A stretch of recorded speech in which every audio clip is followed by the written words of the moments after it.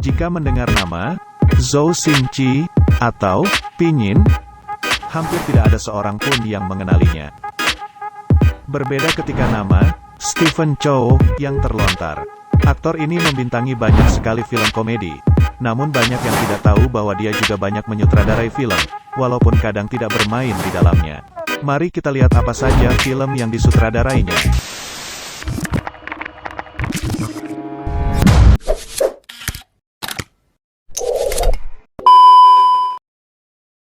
Number 1.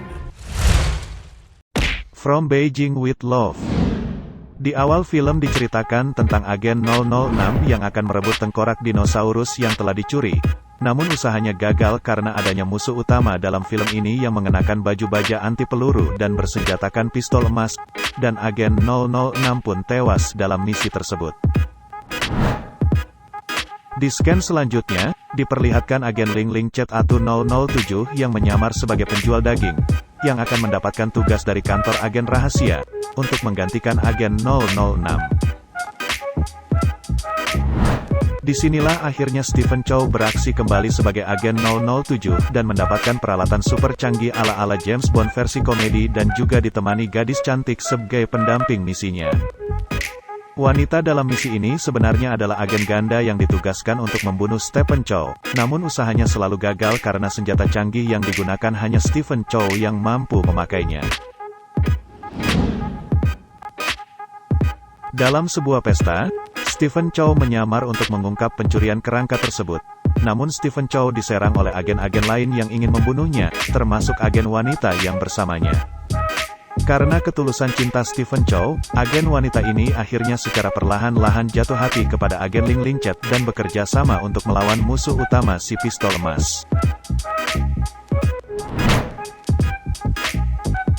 Saat berhadapan dengan pistol emas yang kebal semua senjata, Stephen Chow akhirnya menggunakan senjata rahasianya yaitu golok daging legendaris, dan akhirnya pistol emas pun mampu dikalahkan agen Ling Ling Chet dengan golok tersebut.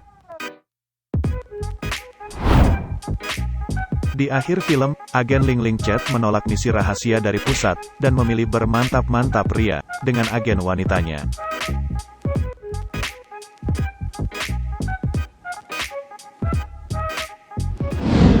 Number 2. The God of Kukri. Di awal film, diceritakan Stephen Chow yang mengkritik seorang wanita penjual bakso, namun diacuhkan oleh wanita tersebut. Dia menceritakan, dulunya adalah seorang dewa masak yang terkenal dan sombong. Bahkan saat menjuri kompetisi, dia memberikan semua peserta dengan nilai 0. Semua keahliannya adalah palsu, karena Chow menyewa koki handal di balik layar. Di sini Chow mendapat teman bisnis baru yaitu Paman Tat, dan Chow mendapatkan asisten baru yang selalu suka dibulinya. Saat peresmian bisnis barunya, asistennya menunjukkan keahliannya di depan wartawan. Ternyata Paman Tat dan asisten bersekongkol untuk membongkar semua kebohongan Chow selama ini, dan Chow pun digantikan asistennya sebagai dewa masak.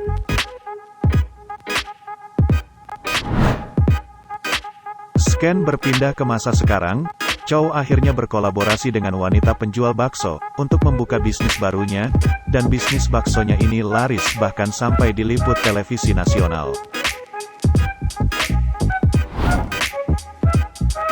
Saat menyerahkan surat cinta ke Chow, mereka pun diserang oleh orang suruhan Paman Tat, namun Chow diselamatkan wanita penjual bakso.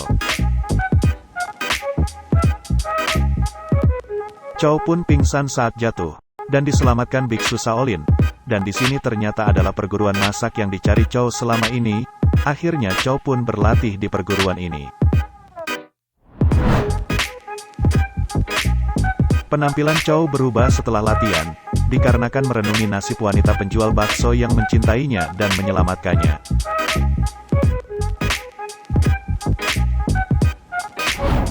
Akhirnya kompetisi masak pun dimulai, adu skill dan ilmu pun diperagakan, bahkan saling serang antara Chow dan asistennya.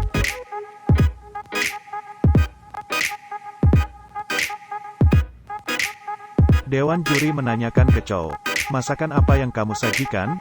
Chow mengatakan itu adalah nasi babi kesedihan, dan Dewan Juri pun terhanyut dalam masakan Chow. Namun karena ancaman Paman Tat, Dewan Juri tetap memenangkan asistennya.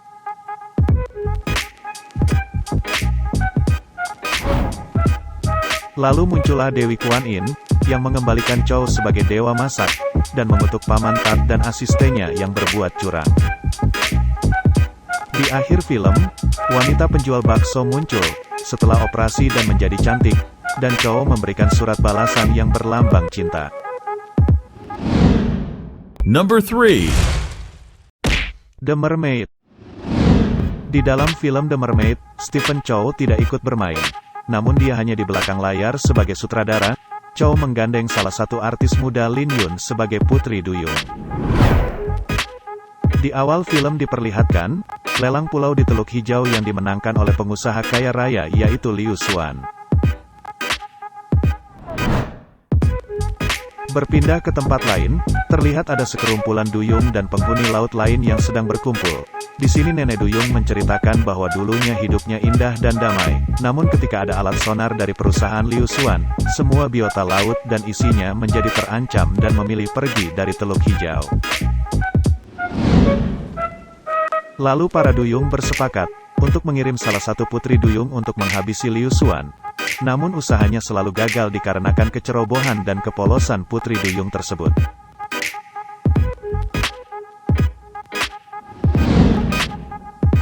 Dikarenakan kecantikan dan kepolosan putri duyung, Liu Xuan pun malah jatuh hati kepadanya. Semakin jatuh hati pada putri duyung, Liu Xuan memutuskan untuk berkencan dan berniat melamar putri duyung tersebut. Rencana ini dimanfaatkan Paman Cumi-Cumi untuk menculik Liu Xuan. Setelah berhasil menculik Liu Xuan, Paman Cumi-Cumi mengatakan alasannya kenapa ia ingin membunuhnya. Namun putri duyung yang mulai jatuh hati pada Liu Xuan, menyelamatkan Liu Xuan dari Paman Cumi-Cumi. Mendengar adanya putri duyung, rekan bisnis sekaligus wanita yang dulunya disukai Liu Xuan, ingin menghabisi semua keluarga putri duyung, dikarenakan mengganggu bisnis yang dikelolanya selama ini. Di saat putri duyung akan dihabisi kelompok pemburu, Liu Xuan pun datang dan menyelamatkannya hingga terluka parah.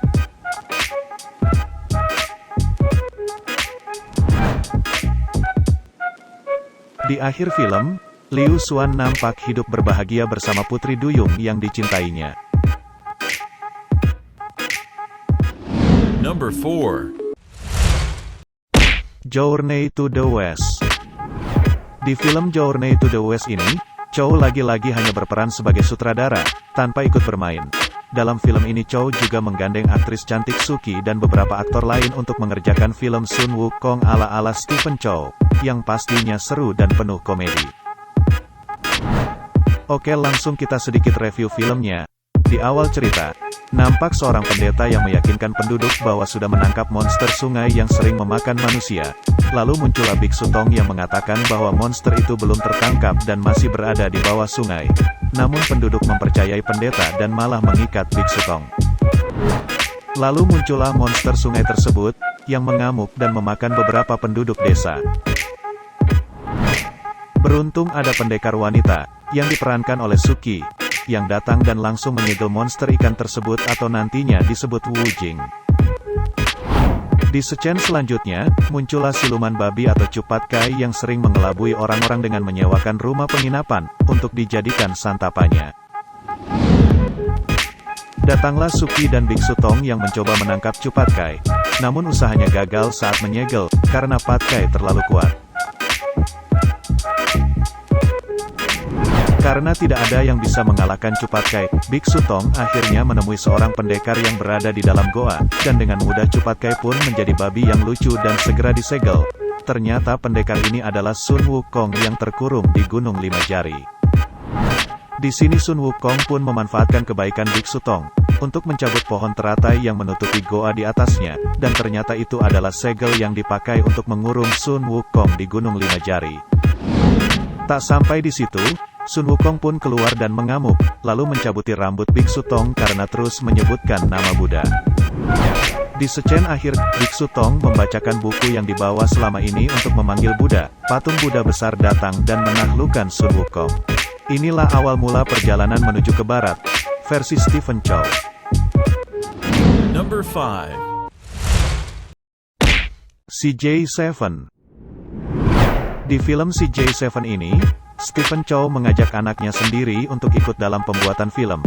Anak perempuan Chow harus berperan sebagai laki-laki di dalam karakter film ini. Chow juga mengajak artis cantik Zhang Yuqi, yang berperan sebagai ibu guru di sekolahan anaknya.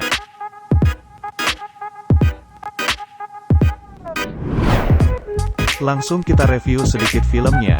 Dikisahkan, dalam sebuah keluarga yang serba kekurangan, ayah dan anak hidup berdua saja tanpa seorang ibu dikarenakan sudah meninggal.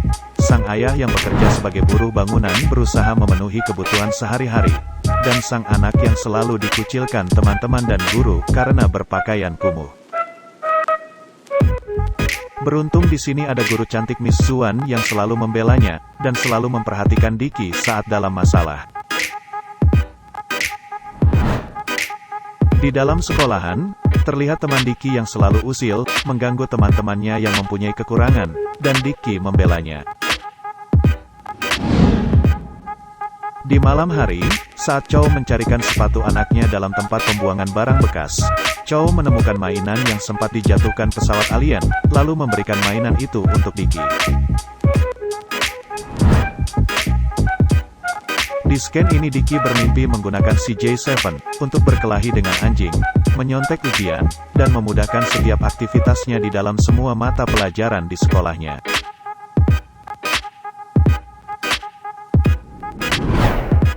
Di keesokan harinya, Dicky melakukan hal sama yang ada dalam mimpinya, namun kenyataannya Dicky malah mengalami apes yang bertubi-tubi. Pindah ke tempat kerja Chow. Di sini Chow mengalami musibah karena jatuhnya tabung gas dan membawanya terjatuh dari atap gedung. Saat berada dalam rumah sakit, Chow sudah divonis oleh dokter bahwa dirinya meninggal, dan Dicky pun menangis saat dikabari tentang ini.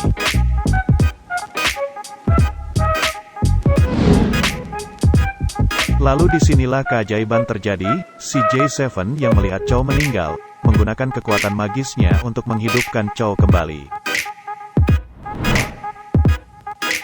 Di pagi hari saat Dicky bangun tidur, terkejut melihat ayahnya sudah berada di sampingnya, Dicky langsung memeluknya dan berjanji untuk belajar dengan rajin di sekolah. Di akhir film, CJ7 pun dijemput keluarga aliennya untuk kembali pulang ke rumah. Number 6. Shaolin Soccer. Siapa yang tidak pernah menonton film Stephen Chow yang satu ini? Dulunya film ini pernah hampir gagal tayang, karena dianggap tidak sesuai atau menyimpang dari ajaran Buddha. Namun karena peminatnya yang begitu banyak, akhirnya film ini pun dirilis Juli 2001. Di sini kita tidak akan membahas filmnya, karena saya yakin kalian sudah pernah menonton film Stephen Chow yang satu ini. Kita cek saja siapa nama-nama para pemain di balik film yang fenomenal dan penuh komedi ini. Nang Mantat, atau biasa dipanggil Paman Tat, berperan sebagai pelatih di tim Shaolin Soccer. Zhao Wei, artis cantik ini berperan sebagai kiper cadangan saat akhir film. Tin Kai Man, aktor senior ini, berperan sebagai baju besi atau Iron Shirt. Wong Yat Fei, sering tampil di film Chow, aktor senior ini berperan sebagai kepala besi atau Iron Head. Lem Chi Chung, ikut juga dalam pembuatan Kung Fu Hustle, aktor tambun ini berperan sebagai rompi ringan atau lightweight vest. Denny Chan Kwok Kwan, aktor tampan yang mirip dengan Bruce Lee ini berperan sebagai tangan petir atau lightning hand. Mok Mei Lam, Mok Mei Lam berperan sebagai kaki pengait atau hooking leg. Patrick Sei, aktor China veteran ini sering tampil sebagai penjahat di setiap filmnya. Di film ini Patrick Sei berperan sebagai pelatih tim musuh yaitu tim Dragon, yang menjadi musuh bebuyutan Paman Tat. Number 7. Kung Fu Hustle. Kung Fu Hustle merupakan salah satu dari film Stephen Chow yang melambungkan namanya di dunia perfilman. Selain sebagai aktor utama, Chow juga berperan sebagai sutradara di film ini. Kung Fu Hustle, dirilis pada tahun 2004. Kalian pasti juga sudah pernah menonton film Stephen Chow yang satu ini. Baik, kita lihat siapa saja yang bermain dalam film ini. Lam Chi Chung. Aktor tambun ini berperan menemani Chow kemanapun ia pergi dalam awal film, walaupun ia terlihat pemalas dan sulit diajak kerjasama.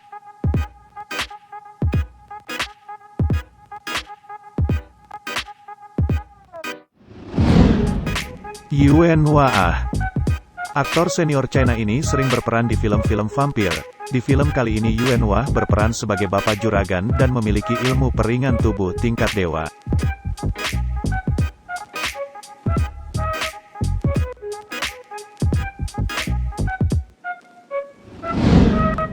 Yuan Qiyu. Yuan Qiyu berperan sebagai ibu juragan, seseorang yang egois dan sok berkuasa. Dia memiliki jurus auman singa. Danny Chan. Pernah berperan di Shaolin Soccer sebagai kiper, kini Chan berperan sebagai ketua geng kapak. Dia adalah orang yang paling kejam di antara anggota geng kapak lainnya.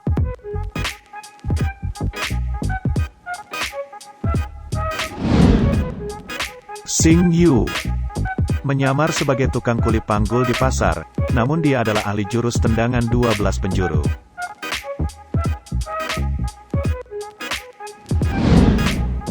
Chiu Chi Ling. Aktor pria ini berperan sebagai tukang jahit banci yang ahli jurus tinju besi, bertarung dengan cincin besi di lengannya. Dong Ziwa. Menyamar sebagai penjual roti di rusun, namun ahli dalam menggunakan tongkat. Jurus andalannya adalah jurus tongkat 8 penjuru. Bruce Leung. Berperan sebagai Bes yang kuat, dia adalah musuh terakhir Chow dalam film ini.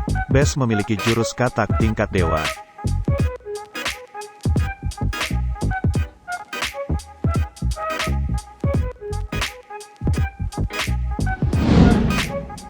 Eva Huang.